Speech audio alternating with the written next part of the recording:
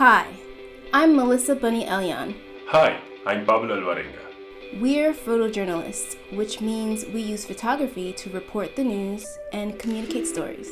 We are here to talk about how you can use images to tell underreported stories.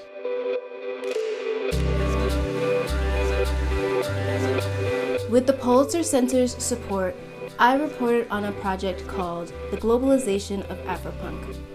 I traveled to Johannesburg, South Africa to photograph the music festival and examine how Afropunk has established itself as a global artistic force that challenges inequality and discrimination and provides a platform for young people to express anger, hope, creativity, and pride, in addition to being a celebration of Black music.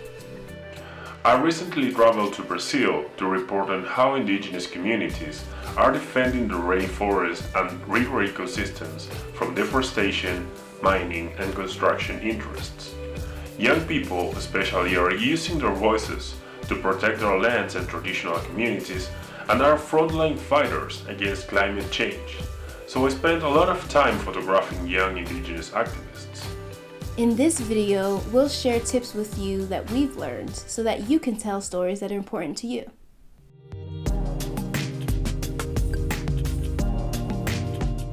The way we choose images has an impact, so start by asking yourself, what story do you want to tell? Before I travel anywhere, I read and look for other stories about the topic I want to cover. Then I research the people I want to talk to and how they've been covered in the past. Then you make a list of photographs you want to take.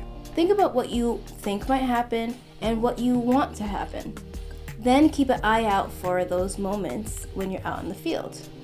When I was shooting for the project on Afropunk, I thought of everything from this weather to where the sun might be at what time of day. Also, make sure to plan how your photos can be respectful to the people you photograph. For example, we all have an image of how indigenous people look based on what we've seen in the past. For my reporting, I try to break stereotypes and portray them as they are instead of picture them in the ways we are used to seeing them. Remember that images have a great power to shape our understanding of the world, so we have a great responsibility on this.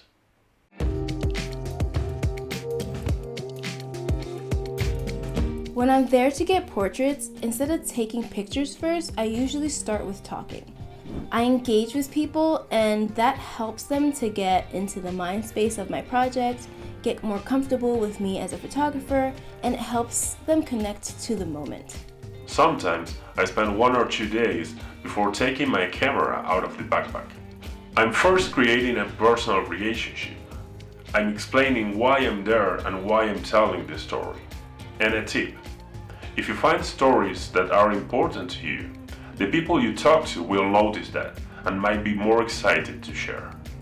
Before I photograph someone, I kind of pitch to them what my story is about. What I mean by pitching is that you explain your why. Why am I interested in this project, and why do I think that they're the perfect person to participate in it? I'll ask them to tell me stories about their lives or about their youth. That will give you a fresh perspective on that person, maybe about stories that you haven't heard before. Then I ask them if I can take their picture. Now that you've done all the preparation, it's time to grab your camera.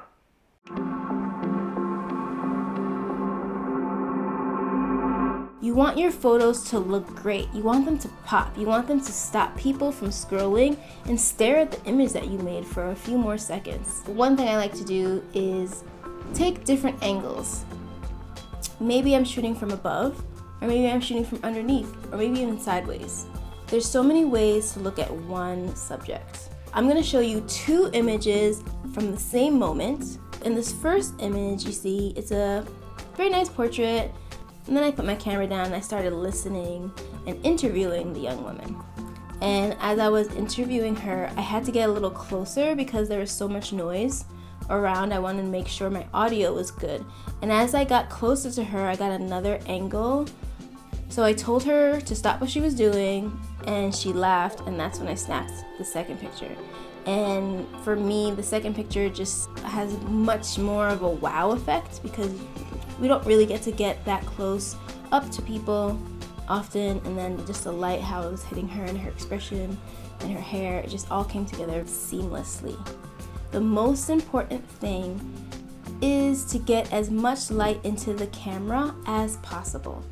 The more light you have, the better quality the image is going to be. Even if you're shooting at night, maybe photograph under a street light. Maybe you can use a light of a friend's cell phone or your parents' cell phone. There's many ways you can get creative with how to photograph, and that is where the creative process takes place.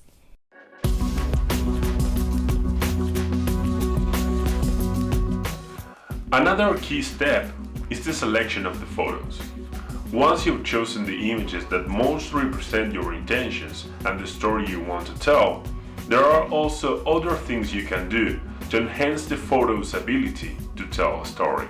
First, think about which images reflect what you saw and learned.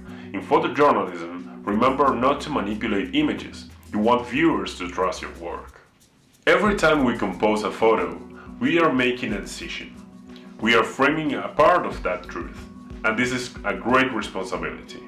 But when working with people, it is important to respect how they want to be represented, so share your pictures with them and get their opinion. For my Seeds of Resistance series, I put 2 different images together into one because I wanted to create a strong connection between the land defenders and their territories. So I put together the portraits of the land defenders and the images of the land that they defend. Together, the 2 images express that relationship. Let's look at an example. To tell the story of Edney, a young defender of the Maro indigenous territory, I've started by photographing him laying down on his land over the wood truck traces. Then, I shot a photo of the 26 huge trunks that he and the Guardians managed to recover from illegal wood loggers. This way, viewers can understand who is Edney and what threats his territory faces. To get started choosing photos, whether they stand alone or complement each other, start by asking yourself, where is the humanity in the story you work with? How will people viewing the image feel closer to the story or feel empathy?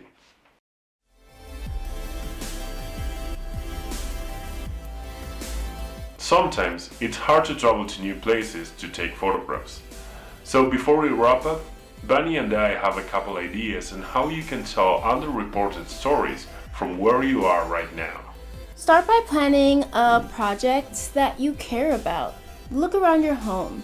I know you've seen it a million bajillion times, but close your eyes and pretend that you're a stranger. And then when you look around your room, you're probably gonna see things that you might not see in other people's homes. Focus on those things. Tell the story of your home. Being at home creates a great opportunity to go deeper with the people in your own community.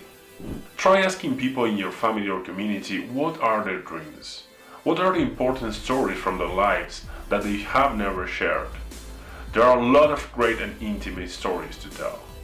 Next, think about how you can capture your subject to communicate your ideas. What is something people need to see to understand your family or your home? There are things that we can learn about people just even in the way certain things are positioned in certain rooms.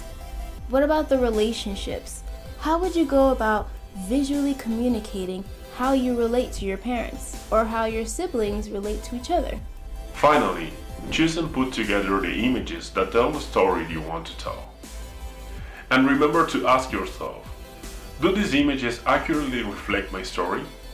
What will be the impact of the pictures I'm sharing? The really cool thing about what we do is that everybody has value and everybody has a personal narrative to tell. Investigate that. What are the stories that are surrounding you right now? They're everywhere. So you can start telling them today.